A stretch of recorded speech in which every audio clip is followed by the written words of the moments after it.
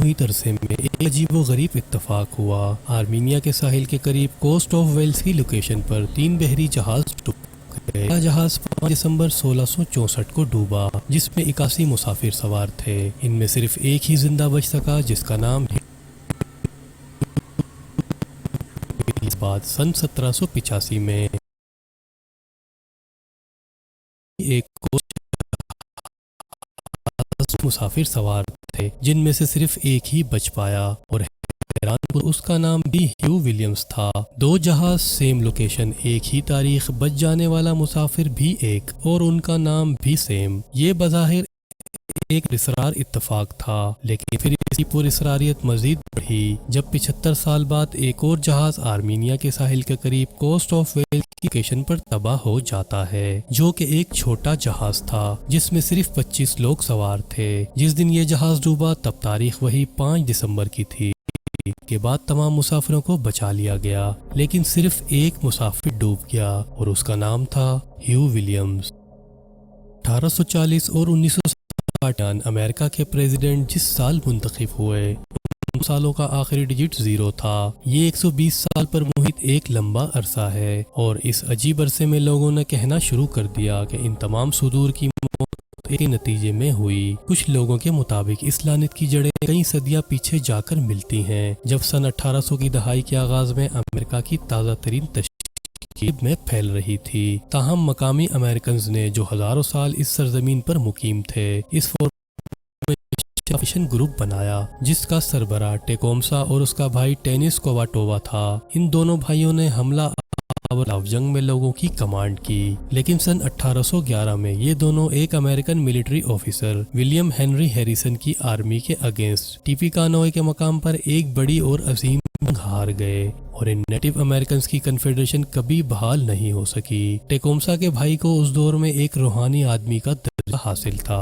और टेकोम्सा के मरने के बाद टेनिस कोवाटोवा ने अमेरिका के जनरल हेनरी विलियम पर लान 1840 में Henry William Harrison 9th president बन गए, लेकिन सिर्फ 1 महीने बाद ही इनकी मौत हो गई और इसके बाद 0 डिजिट पर खत्म होने वाले साल में मुंतखब वाला हर सदर इंतकाल कर गया और सभी 20 साल के वक्फे में मरे।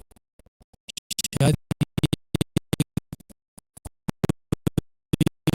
फेरारी कार के फाउंडर एंजो फेरारी की डेथ 14 अगस्त 1988 को हुई और ऑलमोस्ट 2 महीने बाद अक्टूबर 15, 1988 में जर्मन फुटबॉलर मेसूट ओजिल की पैदाइश हुई। लेकिन हैरानकुन तौर पर इन दोनों के दरमियान कोई हकीकी रिश्ता ना होने के बावजूद उन्हें कोई भी जुड़वा या फादर एंड सन कह सकता था, क्योंकि इन दोनों के फेज बहुत ही ज्यादा एक दूसरे से मुशाबहत रखते हैं। ये महज एक अजीब इत्तेफाक है।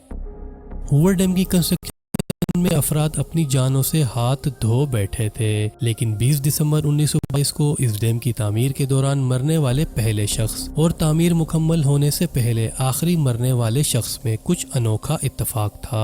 20 दिसंबर 1922 को ब्यूरो ऑफ रिक्लेमेशन वर्कर एक बार्ज से गिरा और पानी में डूबकर मर गया। फिर 13 साल बाद 20 दिसंबर 1935 को डैम के तामीराती दौर में एक आखिरी शख्स मारा गया, जो एक टावर की इनटेक पर काम कर रहा था। ना सिर्फ 20 दिसंबर के दिन और 13 साल के वक्फे से हुई, बल्कि इन दोनों में एक चीज कॉमन थी और वो था इनका लास्ट नेम। जी.जे. टेरनी हूवर डैम की कंस्ट्रक्शन के दौरान मरने वाला पहला शख्स था और पैट्रिक टेरनी इस डैम की कंस्ट्रक्शन पीरियड में मरने वाला आखिरी शख्स, जो जी.जे. टेरनी का बेटा था। ये वाकई में एक ट्रेजिडिक कोइंसिडेंस है। 1920 और 1941 के रशियन फौजियों की तस्वीरें जब मंजरे आम पर आईं तो ये हैरत अंगेज तौर पर रशियन प्रेसिडेंट व्लादिमीर पुतिन की तरह लग रही थीं, जो काफी हद तक रूसी हुक्मरान की तरह दिख रही थीं। लेकिन जरा इस तस्वीर को देखिए, जो 19वीं सेंचुरी के यूनानी जनरल वाटिनोस की पेंटिंग है, जो काफी हद तक व्लादिमीर पुतिन से सिमिलर नजर आती है। 15वीं सेंचुरी के डच पेंटर जॉन वॉन साइक की इस पेंटिंग के बारे में आपका क्या ख्याल है?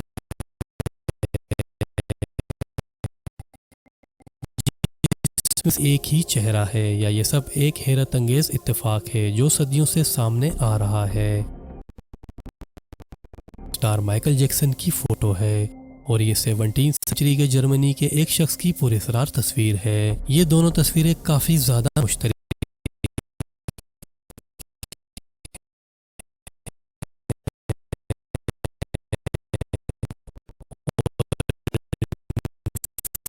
मुजस्मा मिस्री फिरौन टूटनखामुन के दौर का है। इन दोनों तस्वीरों की माइकल से मुशाबिहत एक हैरत अंगेज इत्तेफाक है।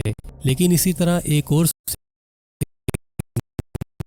में एक फोटो वायरल हुई थी जिसमें कनाडा की एक पुराने सोने की कान में ये दिखाई दे रहे हैं। इस फोटो की लेफ्ट साइड पर लड़की को देखें तो वो हूबहू ग्रेट थनबर की तरह दिख रही है। बिलाशुबा ये एक हकीकी इत्तेफाक है।